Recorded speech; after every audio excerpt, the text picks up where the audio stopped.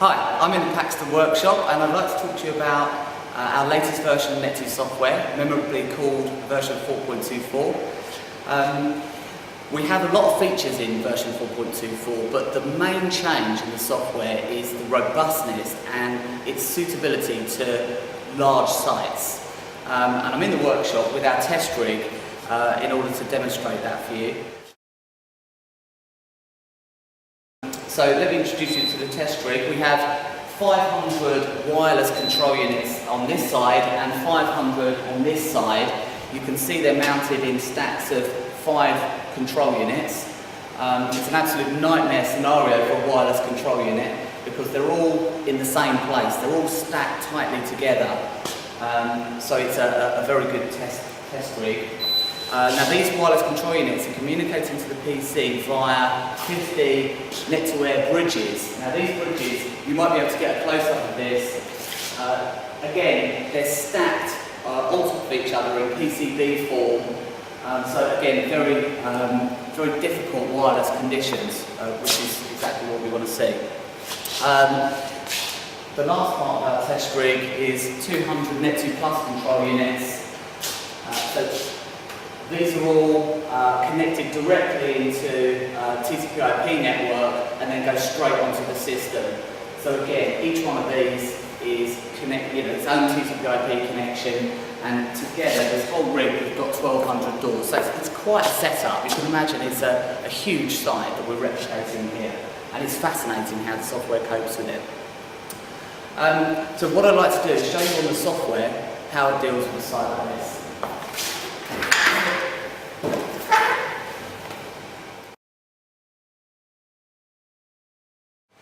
So I'm at the server now, the Net2 server PC. This isn't a super duper PC or anything like that, it's a pretty run-of-the-mill spec PC. I can see that all of my 1,200 doors are online, they're all responding correctly, they're reporting events and they're doing what they should do. Importantly, you should be able to see the CPU usage of the PC. It's currently running at 17%, 16%. Now, that's what you would expect, really. This thing isn't struggling to cope with the communications of this massive site. You want it to just be handling it in its stride, and that's exactly what it's doing. That certainly wasn't the case before. So let's have a look and see how the CPU and how the system copes with some activity on the site. I've got a token here. Now, each bank of these control units is wired into a single reader. I'm not sure if you can see that down there. So that when I present this card to the reader, it simulates 25 cards being presented to 25 different doors at the same time. So if I go along like that, I've just generated 600 events or something. If I go back to the PC, see my events coming in, actually access denied. So everything's responding as it should do. I can see that the CPU of the PC, this thing isn't breaking sweat at all. Everything's just working exactly as it should. So let's try a slightly more difficult test. Let's try opening every single door on the complete site at the same time. If I go to the open door wizard, I select all of these doors, and I click finish. We should hear lots of clicking. Okay, this is great. So, got all the doors opening exactly as requested. We've got the events piling in, so door open with network instruction, exactly what we'd expect. And then we've got on the CPU meter, it's going up to, yeah, again, it's 20%, maximum 25%.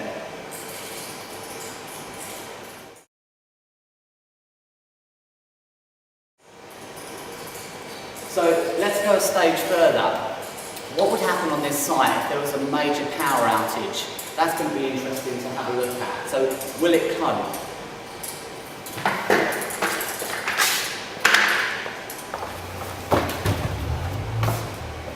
I'm actually just going to unplug half of the bridges we've got on here. fast forward this bit if you want.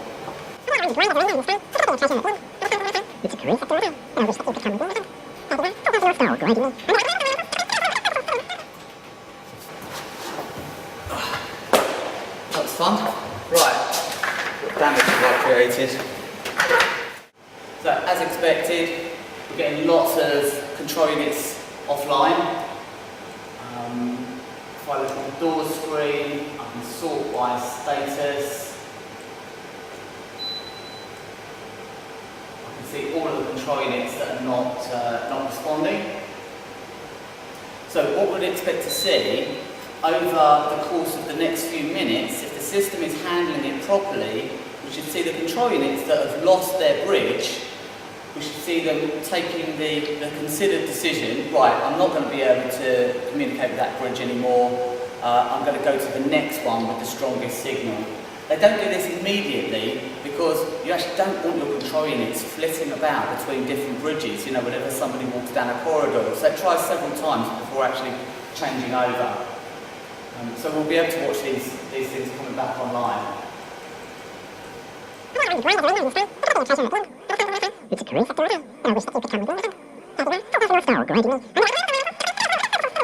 Okay, so after a wait of around, what's that, 5-10 minutes, something like that, all the control units that have been disconnected because of the power outage on half the bridges, they're all back online. They've actually bound to the other half of the bridges that are still online. They're all now communicating, the whole system is working effectively. It's worth saying actually that even while some of the control units were offline, they were still doing exactly what they should do as far as the user is concerned. So if somebody goes up and presents a token to that control unit, it will still be granting or denying access and letting them in and recording the event. But now as far as the system is concerned, everything's back up and running. The CPU, you probably saw throughout the process, again, the PC is not stressed, even with this big power outage, a major event in the system, it's just handling it, there's no problem. And if I present my token to the readers down here,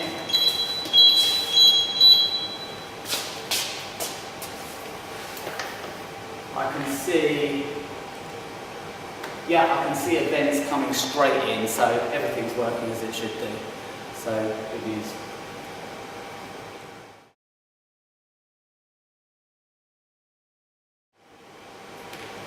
So, in addition to the scalability and robustness of the software, we've also added some features that make handling large sites much easier.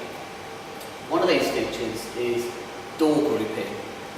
So, in the past within Net2, you've had to have a flat list of doors, and it's fine if you've got 20 doors or 30 doors, but if you've got 1,000 doors, then it's just not practical. So a fairly simple thing, but we've added the ability, you can see here, to group doors. So here we've grouped by the board number, so we've got all these different boards here, so I can see all of the control units attached to board 10, and get a breakdown of those. In a real site, it would be much more likely that you'd group them together by building or by wing or by department or something like that. So from an organisational perspective, it's just much easier to group them together. From an installation perspective, you can right-click on the group name in the tree view, and you can actually select group properties. So if you want all the control units within a certain building to have a certain door open time, or you want to quickly set up multiple control units, then you can do that by group. So again, that's a nice feature. Now, another feature that really makes handling of these sorts of sites much easier is something we're calling advanced access permissions. With Net2, we're very, very reluctant to add niche features for, big projects that make life complicated for the majority of people who just want the system to be very simple. So we've made advanced access levels something that you opt into, and what it allows you to do is you can combine multiple access levels on a single person. so that they could have multiple roles within a company, for example, and get the combined level of access.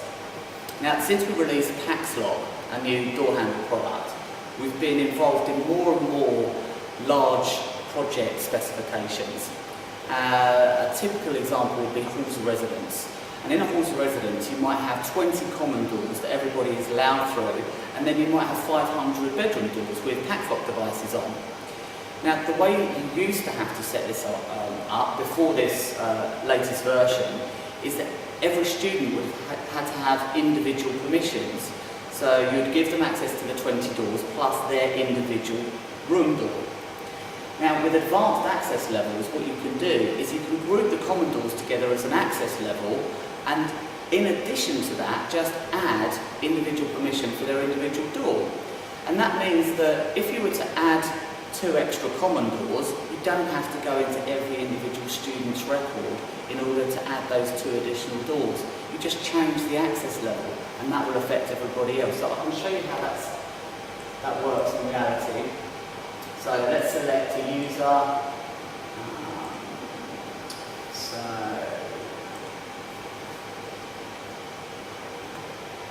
We can see here Ruby Johnson. We can see access level list view here, and we can see individual permissions here. So if I wanted to give Ruby Johnson working hours access level, I can do that. In addition, I want to specifically give them access to 1 or more control units, then I can do that. And I can actually set the time zone for the additional control units. So I can say, okay, they're allowed in this one at working hours and these 2 all day, every day. So I can tailor exactly the access levels and the permissions that I want for each individual, and it's just a nice administration tool. So I'll apply that. The final feature that I wanted to talk about is more of a background thing, but it comes back to this robustness thing, and it's channel changing for wireless control units. It's more and more the wireless environment is highly used, so people streaming media over Wi-Fi to iPads and iPhones and internet TVs and that kind of thing. It's only going to get worse.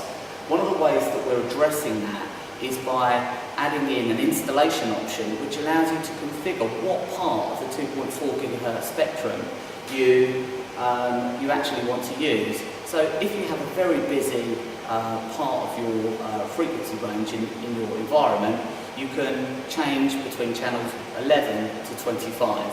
The wireless technology we use is designed to coexist with Wi-Fi, but this extra step just makes it even more robust.